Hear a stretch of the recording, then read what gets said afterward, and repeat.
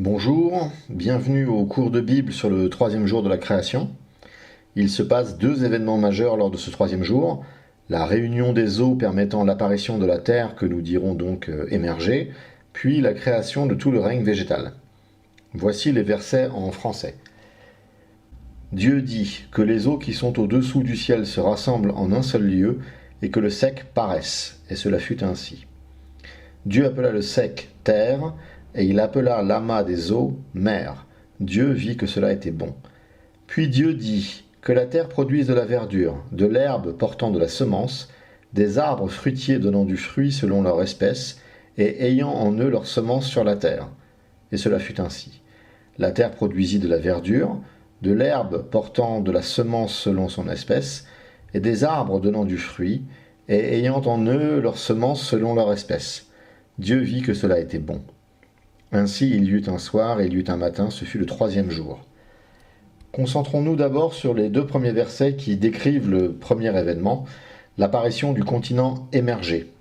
Voyons l'hébreu littéral. Vayomer Elohim et dit Elohim. Yikavu, que soient rassemblés, Amaïm, les eaux, Mitachat, de sous, Hashamaïm, les cieux, El, vers, Makom, un lieu, Echad, unique, Veterae, et que soit vu, Ayavasha, le sec, Vayei, et cela fut, Chen, ainsi. Vayikra, et il cria Elohim, l'Ayavasha au sec, Eretz, donc Eretz, la terre, Ul Mikve, et au rassemblement Amayim des mers, Kara, il cria, Yamim, mer. Vayera, et il vit, Elohim, qui, que, Tov, bon. Donc il vit que cela était bon. Alors il est intéressant de noter que dans le second jour, Dieu n'a pas dit que cela était bon. En tout cas dans le texte hébreu. Ce n'est que lorsque cette division entre les eaux du haut et du bas a finalement été suivie du rassemblement des eaux du bas que Dieu a considéré cela bon. Il semble évident de considérer que cela est bon par rapport au but poursuivi dans la création, à savoir offrir un lieu parfait pour sa créature à venir. Comme il n'a pas créé l'homme comme une créature aquatique, l'eau recouvrant toute terre ne pouvait pas être quelque chose de bon. Par contre, l'eau mise à un endroit permettant de dégager une terre accueillante pour l'homme, cela est bon. Il est intéressant de montrer que le texte postule une suprématie divine sur les eaux. En effet, Dieu s'est choisi ses premiers serviteurs dans des régions où l'eau n'était pas la chose la plus abondante.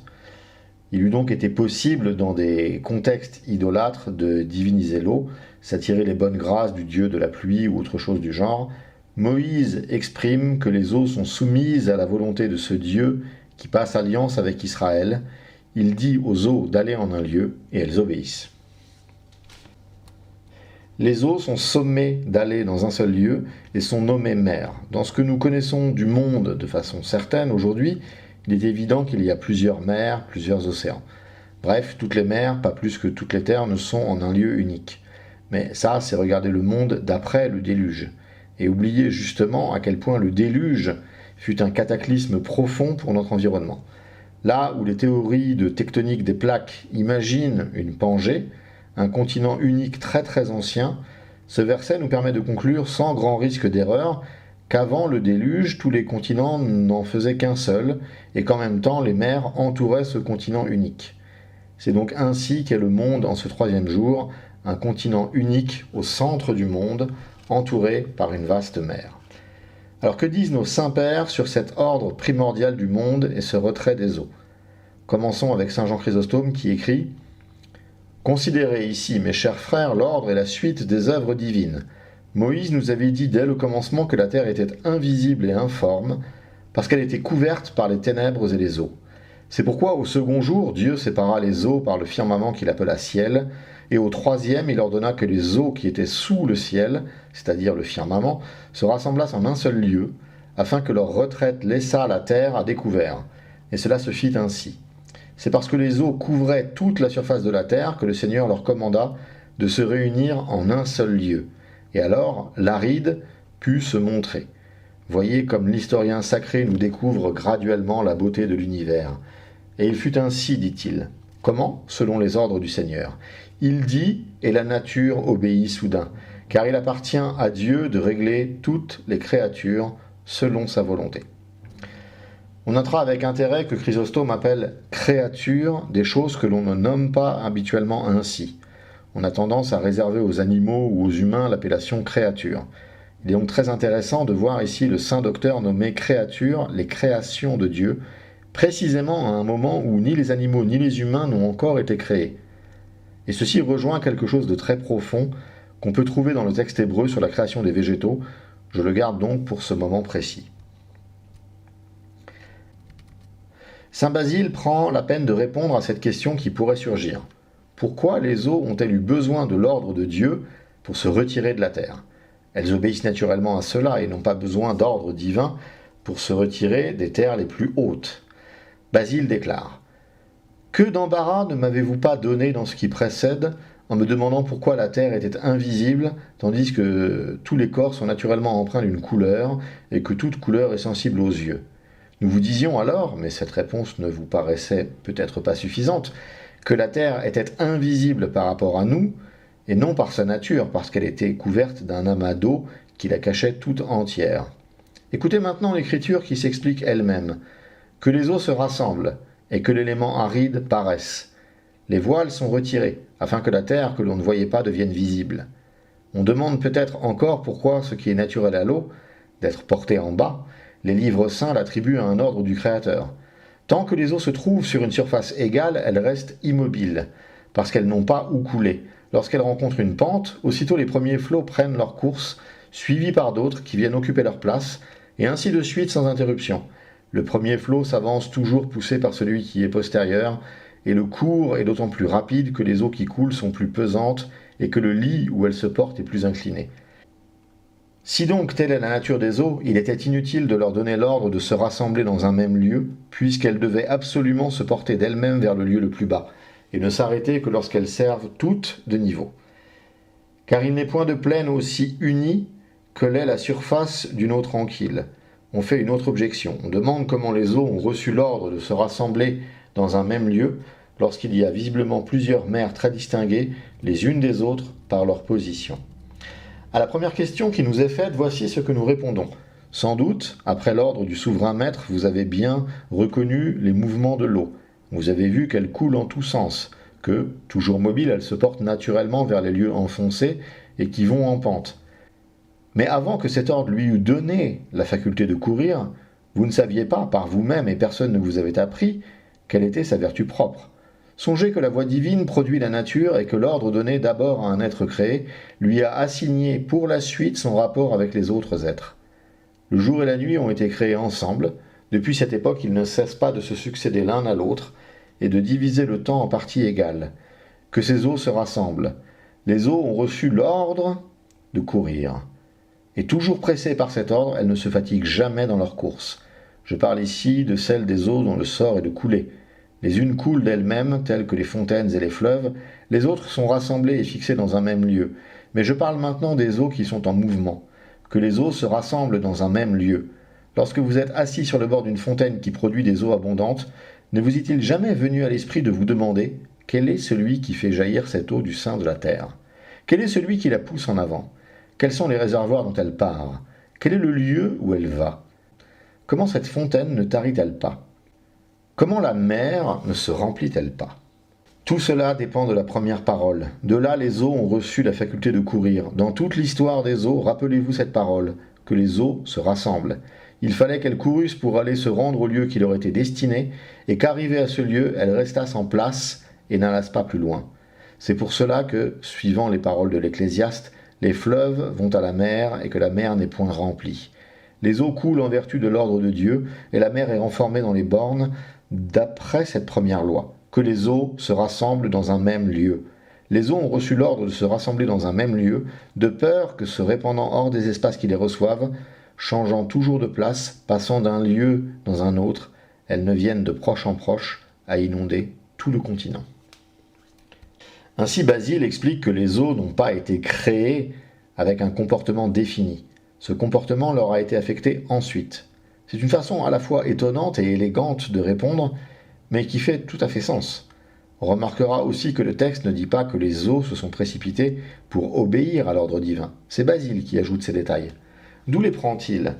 De l'Écriture, tout simplement. Le psaume 103, lu aux vêpres, ne dit-il pas: Tu l'avais couverte de l'abîme comme d'un vêtement, les eaux s'arrêtaient sur les montagnes.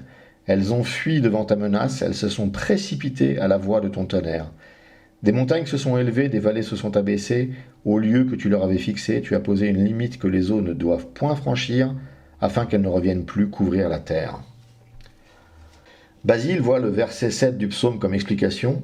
Augustin, de son côté, plaide pour une modification de la géographie afin de réaliser l'ordre divin, ce qui est donné par le verset 8.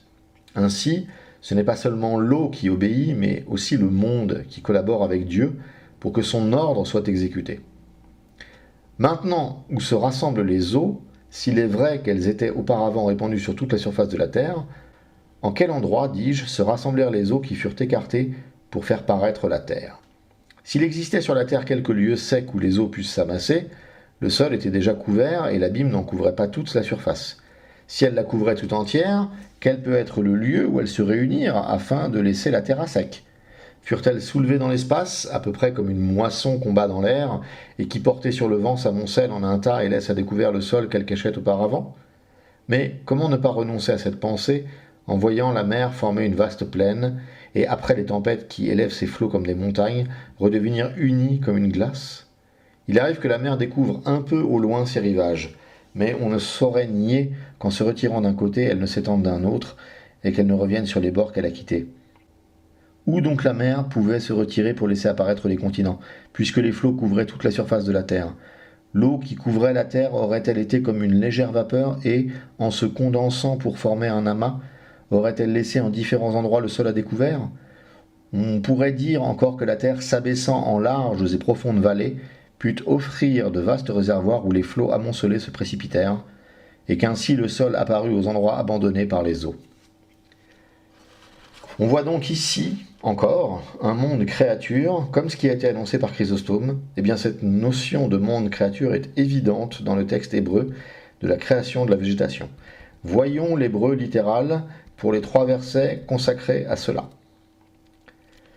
Alors, Vayomer, et il dit Elohim, Taché, que soit couverte Haaretz, la terre, déchets, de verdure, Échev, herbe, Mazria, semant, Zera, semence, Etz, arbre, péri, fruit, Etz, péri, arbre, fruit, Océ, faisant, péri, fruit, Lémino, selon son espèce, Asher, qui, alors qui est, il manque le verbe, Zar, ovo, en lui, sa semence, Al, sur, Haaretz, la terre.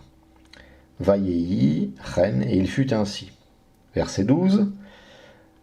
Vatotse, produisit Haaretz, la terre, déchets de la verdure, et sève, de l'herbe, Misria, semant, Zera, semence, les mihenu, selon son espèce, Ve etz, et arbre, Océ, péri, faisant fruit, Asher, qui, donc il manque toujours le verbe, qui a, Zera, ovo, semence en lui, les minéou, selon son espèce, Vayera, et il vit, Elohim, Kitov, que bon, que cela était bon. Vayehi, et il fut Erev, soir. Vayehi, et il fut Boker, matin. Yom, jour. Shlishi, 3e. Alors, au premier jour de la création, il y a eu 2 actes divins. La création des cieux et de la terre, puis la création de la lumière. Au second jour, encore 2 actes. La création du firmament et la séparation des eaux au-dessus et au-dessous de ce firmament. Enfin, lors de ce 3e jour, Dieu reste dans cette dynamique. Il vient de faire émerger le sec, et son 2e acte souverain sera de créer la végétation. Enfin, pas exactement. Il délègue. Vous l'aurez remarqué, il demande à la terre de faire cela. Il lui donne un ensemble d'ordres à suivre au verset 11 et elle exécute au verset 12. La fin du verset 12 indique d'ailleurs que Dieu est satisfait du résultat. L'hébreu montre une petite nuance de taille qui n'apparaît pas dans le grec et qui n'est donc pas mise en avant par les pères du monde grec. Le latin de la Vulgate conserve ce petit détail d'une certaine façon, mais je n'ai rien vu dans le monde patristique latin qui permette de définir une base patristique à ce que laisse à penser le texte. Alors de quoi s'agit-il ? Dieu demande à la terre, au verset 11, de produire des arbres fruits faisant fruit. L'hébreu ne dit pas arbre fruitier, mais arbre fruit. Et au verset 12, la terre produit des arbres qui produisent des fruits. On a perdu quelque chose entre l'ordre et l'exécution de l'ordre. Dieu a demandé des etz péri, océ péri, et la terre produit des etz océ péri. Dieu a demandé des etz péri, arbres fruits, et la terre produit des etz, arbres. En latin, dans la Vulgate de Saint Jérôme, on a la demande et lignum pomiferum faciens fructum iuxta genus sum, et la réponse est lignumque faciens fructum, ce qui indique également une différence entre l'ordre et l'exécution de l'ordre. Ce que peut laisser penser le texte est que la terre a désobéi et qu'elle a donc une forme de conscience. Je sais que cela sonne terriblement païen et animiste. Alors qu'est-ce que l'animisme ?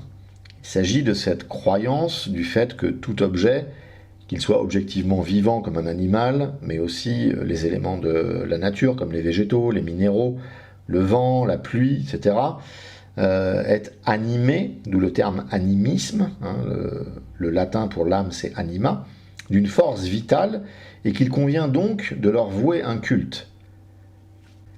Si la dernière proposition est clairement idolâtre et non orthodoxe, et tout à fait anti-biblique, la première mérite toute notre attention. Cela revient finalement à se demander ce qu'est la vie, ce qu'est l'empire de la vie, et comment cette vie se positionne vis-à-vis de Dieu dans un processus de rébellion et de chute ou dans un processus de participation à la vie divine.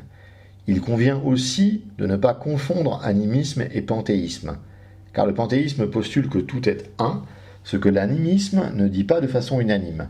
Car on l'aura compris, les phénomènes animistes sur notre Terre sont multiples et variés. Il ne s'agit pas ici d'essayer de faire une improbable jonction entre animisme et orthodoxie, il s'agit d'essayer de comprendre le monde de façon orthodoxe. Je rappelle les postulats de cette réflexion, qui sont tout de même très faibles, et qui donc nous appellent à une grande prudence. Le texte grec, qui est normatif, ne fait pas mention d'une terre consciente ni rebelle.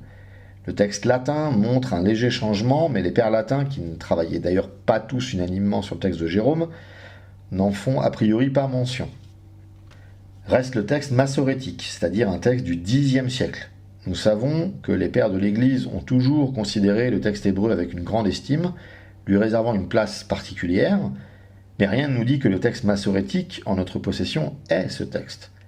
Ce qui doit éveiller notre prudence est ce qui pourrait être anti-chrétien. Par exemple, dans les psaumes, il y a des manipulations massorétiques tout à fait grossières. Mais la Torah semble intacte. Il est probable que même dans leur aveuglement coupable, ils n'auraient pas osé y toucher. Et donc la Torah fait état d'une terre qui désobéit. Donc elle serait consciente, douée de volonté et l'exerçant librement. Ce qui permettrait mieux de comprendre d'ailleurs pourquoi la terre se retrouve maudite lors de la chute. En effet, pourquoi Dieu maudirait-il une terre inerte et inanimée ? On comprend mieux qu'il maudisse une terre consciente et ayant désobéi comme l'homme et comme la femme. On ne parle même pas du serpent. Acceptons un moment que la terre soit vivante, consciente. D'une autre façon que nous et que les animaux. Voyons où cela nous emmène. Cela veut dire que chez les animistes et dans les traditions dites primordiales, il y a une intuition qui est bonne, à la base, et qui est ensuite déviée. Ce ne serait pas étonnant. On peut difficilement avoir tort à 100%. Il n'y a rien dans le biblique qui aille contre cette idée. Dieu communique jalousement sur le fait d'être le seul et unique Dieu. Il dit que les autres dieux sont des démons, psaume 95,5, et que les idoles sont de pierre ou de bois. Elles ne parlent pas, ne voient pas, n'entendent pas. Ceux qui chantent le polyléos régulièrement sont familiers avec cela. Cela attaque la nécessité animiste de l'adoration d'éléments naturels, mais en rien, cela n'attaque le fait d'avoir une vie à divers niveaux de conscience dans la nature. Pouvons-nous, à notre niveau, constater cela dans la nature ? Alors, il y a bien quelques expériences réalisées sur des plantes qui semblent mieux apprécier Mozart que les formes extrêmes de hard rock. Je ne sais pas si on peut en conclure grand-chose. Que disent les pères ? je n'ai trouvé qu'une mention d'Augustin, très peu définitive et assez éloignée du sujet tout de même. Une simple vie, une vie semblable à celle que l'on prête à la vigne, aux arbres et à tous les végétaux, si toutefois on peut prouver que les plantes aient une vie. Et pourtant, il est des hérétiques assez aveugles pour les croire capables, non seulement de sentir par le moyen du corps, c'est-à-dire de voir, d'entendre, de discerner le chaud et le froid, mais même de raisonner et de connaître nos pensées. Mais ceci est l'objet d'une autre question. Il semble faire mention ici d'un paganisme teinté d'animisme qui fait des extrapolations vers lesquelles je ne me suis pas aventuré. Est-ce que les rosiers de votre voisine connaissent vos pensées? Rien n'est moins sûr. Bref, concluons sur le fait que nous ne pouvons conclure, mais restons ouverts sur cette possibilité que le monde qui nous entoure soit à sa façon vivant. Qu'est-ce que cela change? Beaucoup de choses au final. Cela veut dire prendre soin de la création, la respecter, rechercher le plus possible l'harmonie. Il ne s'agit pas de devenir vegan, de sombrer dans le New Age ou je ne sais quoi. Il s'agit d'élargir notre compréhension de ce mystère qu'est la vie. Déjà, je pense que beaucoup ont compris qu'une forêt n'est pas qu'une grande possibilité de meubles Ikea. Mais ici, il s'agit de voir de façon encore plus élevée. Une forêt peut être le lieu d'une forme de conscience, d'une modalité de la vie du monde. Une des spécificités de la théologie orthodoxe est de présenter ce qui est connu sous le nom des énergies divines incréées, qu'on associe souvent à saint Grégoire Palamas. On se pose rarement la question de la réception et de l'action de ces énergies divines dans le monde. Dieu passe-t-il son temps à transpercer de vie un monde principalement mort et inerte, ou bien tout de la réalité n'est-il pas plus ou moins vivant? Passons aux commentaires patristiques sur la création des végétaux et commençons, comme cela est devenu notre habitude, par saint Jean Chrysostome. Et Dieu dit que la terre produise les plantes verdoyantes avec leurs semences et les arbres avec des fruits qui, chacun selon son espèce, renferment en eux-mêmes leurs semences pour se reproduire sur la terre. Et il fut fait ainsi. Que signifient ces derniers mots « et il fut fait ainsi » Ils nous apprennent qu'à l'ordre du Seigneur, la terre se hâta d'épancher ses productions et de faire éclore le germe de toutes les plantes. La terre produisit donc, dit Moïse, des plantes qui portaient leurs graines suivant leur espèce, et des arbres fruitiers qui renfermaient leurs semences en eux-mêmes, chacun suivant son espèce. Et qui n'admirerait ici, mon cher frère, comment la parole divine a tout opéré sur la terre? En effet, il n'y avait point encore d'homme qui la cultivât et qui, pour la couvrir de sillons, plia le bœuf au joug de la charrue. Mais elle entendit le commandement du Seigneur et soudain produisit les plantes et les arbres. D'où nous apprenons qu'aujourd'hui encore, ce sont bien moins les soins, les travaux et les fatigues du laboureur qui fertilisent la terre que les ordres que le Seigneur lui intima dès le commencement. Au reste, l'Écriture, pour rendre d'avance l'ingratitude des hommes vraiment inexcusable, nous révèle avec soin l'ordre et la suite des œuvres de la création. Elle veut ainsi réprimer la témérité et l'extravagance de ceux qui nous donnent leurs rêveries pour des réalités et qui soutiennent que la coopération du soleil était nécessaire à la production des plantes et des fruits. D'autres attribuent ces effets à l'influence des astres. Mais l'Esprit Saint nous enseigne que, bien avant la création du soleil et des astres, la terre, obéissant à la parole divine, avait, sans nul concours étranger, produit d'elle-même les plantes et les arbres. Il lui avait suffi d'entendre cette parole, que la terre produise les plantes verdoyantes. Suivons donc les traces de la Sainte Écriture et condamnons hautement ceux qui s'élèvent contre ces divins enseignements. Quoique les hommes cultivent la terre et, à l'aide d'animaux domestiques, s'appliquent à l'agriculture, quoique les saisons leur soient favorables et que tout concourt à satisfaire leurs désirs, si Dieu ne répand sa bénédiction, ils s'épuiseront en d'inutiles travaux. Oui, ni les sueurs ni les fatigues du laboureur ne deviennent fécondes si le Seigneur du haut du ciel n'étend sa main et ne leur donne un heureux accroissement. Mais qui ne serait ravi d'étonnement et d'admiration en voyant comment cette parole, que la terre produise des plantes verdoyantes, pénétra jusque dans les profondeurs de la terre et l'émailla comme d'un riche tapis par la variété des fleurs qui en couvrit la surface. Ainsi la terre, qui naguère était brute et inculte, se revêtit soudain d'une brillante parure et rivalisa de beauté avec le firmament. Et en effet, de même que celui-ci devait bientôt resplendir du feu des astres, la terre s'embellissait par la variété des fleurs, en sorte que le Créateur lui-même loua son propre ouvrage, et Dieu, dit l'Écriture, vit que cela était bon. Chrysostome attire ici notre attention sur le fait que la nature n'a pas besoin d'être cultivée par l'homme pour que la végétation se répande partout. La nature est totalement autosuffisante. Il suffit d'observer les forêts pour voir leurs subtils et savants équilibres.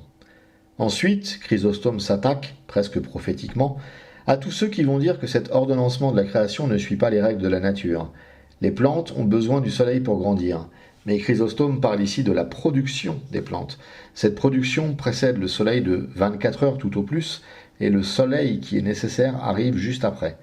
Le soleil est donc nécessaire à la croissance des plantes, mais pas à leur création. Ainsi, nous avons ici un enseignement biblique et patristique sur l'agriculture la plus intelligente à exercer dans le monde.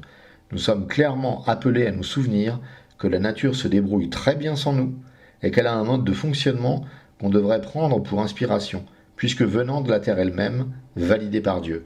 Ainsi, dans la nature, personne ne laboure. Le labour est une décision humaine. Le labour est stupide. Jamais une forêt n'est labourée, et pourtant, les choses y poussent en abondance.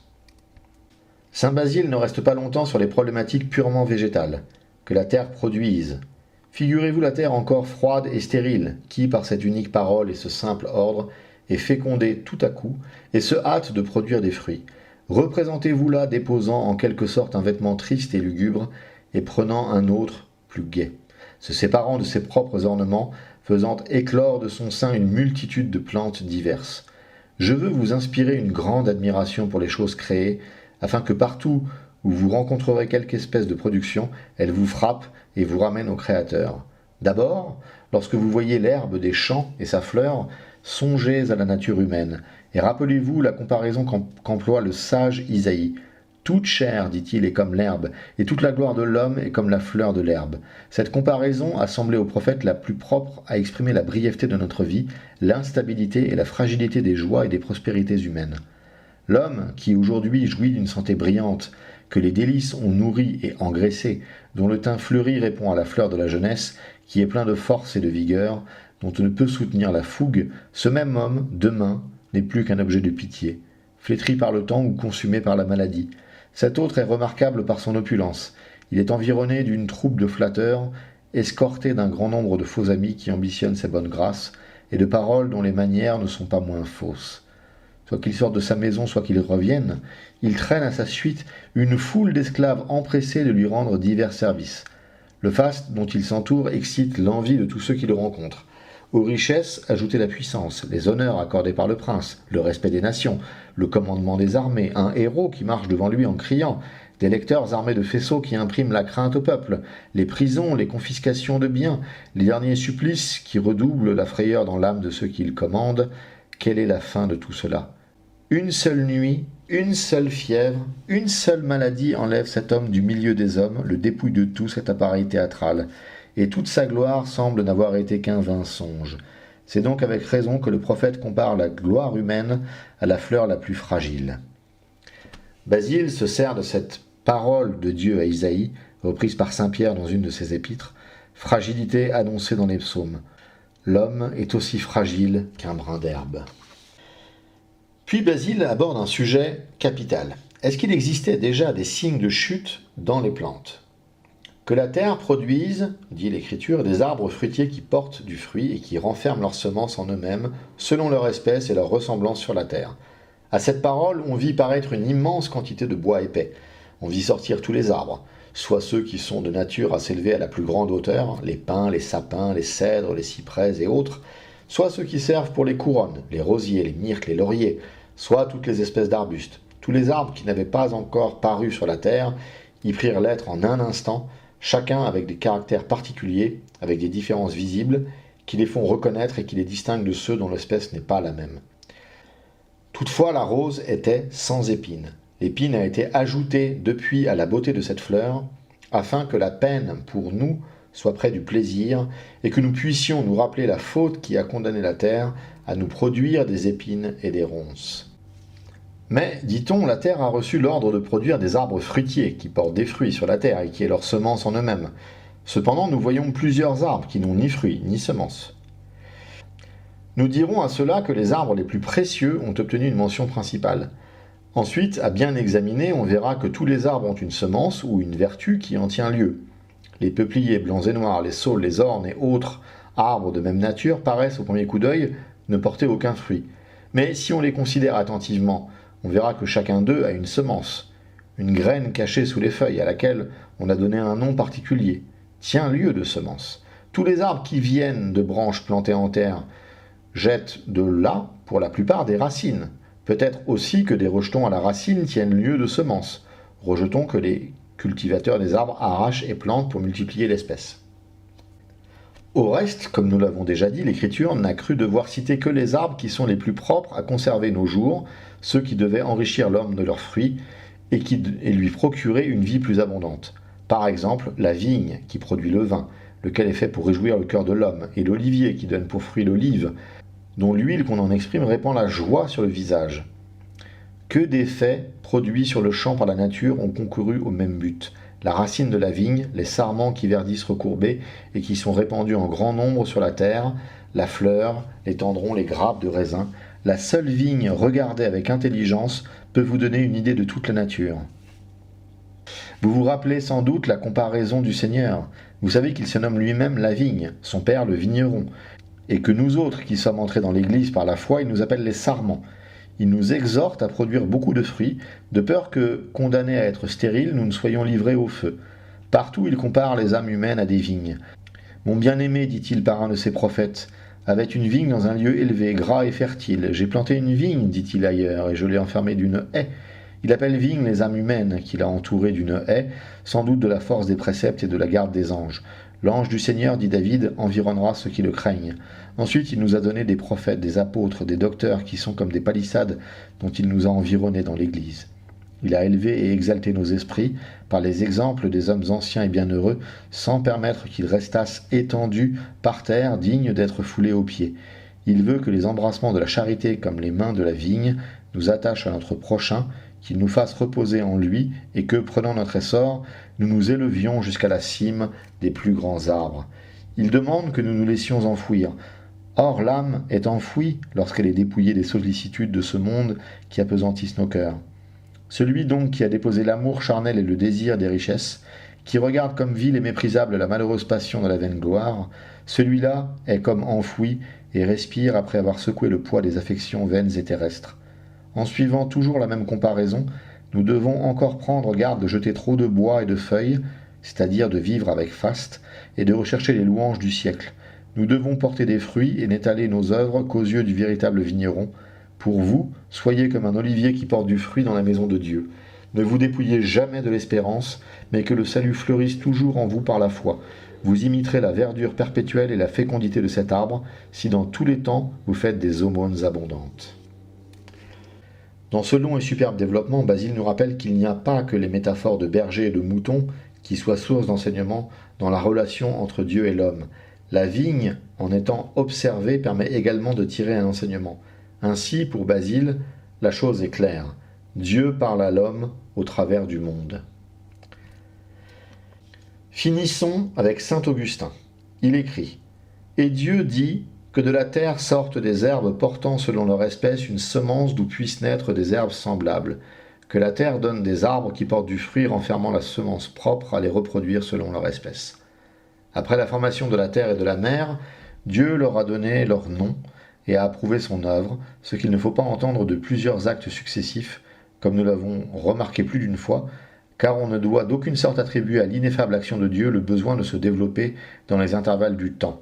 Mais ici, on ne lit pas tout aussitôt comme pour les 2 jours précédents. Le soir se fit, puis le matin, et il y eut un 3e jour. Mais on voit une nouvelle opération. Que de la terre sortent des herbes portant selon leur espèce une semence d'où puissent naître des herbes semblables, que la terre donne des arbres qui portent du fruit renfermant la semence propre à les reproduire selon leur espèce. Rien de pareil n'a été dit ni de la lumière qui brille à nos yeux, ni du firmament, ni de l'eau, ni de la partie aride. Aussi bien la lumière n'a pas de lignée qui lui succède, du ciel ne naît pas un autre ciel, de nouvelles terres, de nouvelles mers ne sortent pas de la terre et de la mer pour les remplacer. S'il a donc fallu dire ici portant semence selon leur espèce, renfermant une semence selon leur espèce et pour la reproduction d'êtres semblables, c'est qu'il s'agit de choses qui en périssant laissent à d'autres produites par elles leur forme et leur ressemblance. Dans cette première moitié de commentaire sur ces versets, Augustin remarque judicieusement que la lumière n'engendre pas de lumière, la terre n'engendre pas de terre, le ciel non plus. Les végétaux sont les premières créations divines qui puissent s'engendrer. Cela ne pose pas ici le problème de la mort, mais bien du renouvellement. Cela signifie bien que cette nature, bien que ce ne soit pas son unique fonction, répond aux besoins alimentaires des créatures animales et humaines qui vont venir bientôt. La végétation se voit donc créée comme une source inépuisable pour eux. Augustin poursuit. Or, tous les végétaux dont il est parlé ici sont de telle sorte sur la terre qu'ils y tiennent par la racine, en font la continuation et néanmoins s'en séparent de quelque manière. Aussi bien je pense que dans le récit, le nom de terre conserve la signification qu'il a dans le passage précédent, puisque les choses dont il s'agit ont été faites le même jour que cette terre parut. Dieu, cependant, par un nouvel ordre, commande à la terre de les produire. Puis viennent encore les mots, et il fut fait ainsi. Et après les mots, il fut fait ainsi, nous trouvons comme plus haut le détail même de l'exécution. La terre donna de l'herbe portant selon son espèce une semence d'où devait naître de l'herbe semblable, et des arbres portant du fruit qui refermait en lui-même la semence propre à les reproduire selon leur espèce. Et enfin, on lit de nouveau, Dieu vit que cela était bon. Ainsi donc la terre et les plantes apparaissent dans un seul jour, et cette double parole de Dieu sert à les distinguer. S'il n'en a pas été de même pour la distinction de la terre et de la mer, c'est, je crois, parce qu'il fallait mieux marquer des choses qui naissent et meurent, et dont les espèces se propagent par une suite de reproduction séminale. Ou bien est-ce parce que la terre et la mer ont pu être formées simultanément, non seulement dans la création idéale et rationnelle où tout s'est fait à la fois, mais même dans leur apparition sensible et leur réalité corporelle. Tandis que les arbres et toutes les plantes ne pouvaient naître, à moins que la terre où elles devaient germer ne les eût précédées. Est-ce pour cela qu'il fallait un nouvel ordre de Dieu afin de marquer la distinction de la terre et des végétaux, qui néanmoins devaient être faits le même jour que la terre, d'autant qu'ils y tiennent par la racine et en sont pour ainsi dire la continuation? Mais on peut demander aussi pourquoi Dieu ne leur a pas donné des noms. Cette omission vient-elle de leur multitude, qui empêchait de les désigner chacun par un nom particulier? La question trouvera mieux sa réponse plus loin quand nous remarquerons d'autres choses, encore que Dieu n'a point nommé, comme il a nommé la lumière, le ciel, la terre et la mer. Alors eut lieu le soir, puis le matin, et il y eut un troisième jour. Augustin a déjà évoqué ce sujet, mais il revient dessus, signe qu'il a compris son importance, le nom des choses. Un même mot peut signifier plusieurs choses dans l'écriture. C'est en cela que l'écriture s'adresse à des gens intelligents. On peut très bien lire et ne pas comprendre. Prenons un exemple. Le terme Elohim peut parfois signifier Dieu. Là où nous en sommes du récit, Elohim n'a rien signifié d'autre. Puis dans le livre de l'Exode, Dieu, parlant à Moïse, lui dit qu'il sera un Elohim pour Pharaon. Ainsi, Elohim veut parfois dire Dieu, puis parfois maître. Augustin connaît ce piège, entre guillemets, des Écritures. Il ne s'agit pas pour Dieu de nous piéger dans ce qu'il inspire aux écrivains sacrés, Dieu préserve, mais bien en créateur du langage, d'utiliser la richesse d'expression. Puis Augustin va plus loin et remarque que tout jusqu'ici a reçu un nom. Mais les végétaux n'ont pas eu droit à cette distinction, et ceci prend sens dans la compréhension de la création une fois achevée.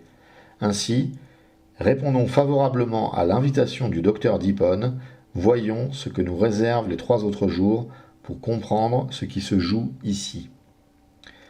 J'espère que cette vidéo vous a appris des choses, qu'elle vous a donné envie de lire les Écritures, de lire les Pères et d'aller voir de quels textes sont pris les extraits qui sont rapportés ici.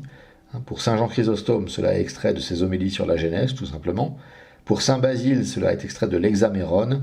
Et enfin, pour Augustin, nous puisons dans 2 sources principales, son commentaire littéral sur la Genèse et son commentaire littéral inachevé sur la Genèse.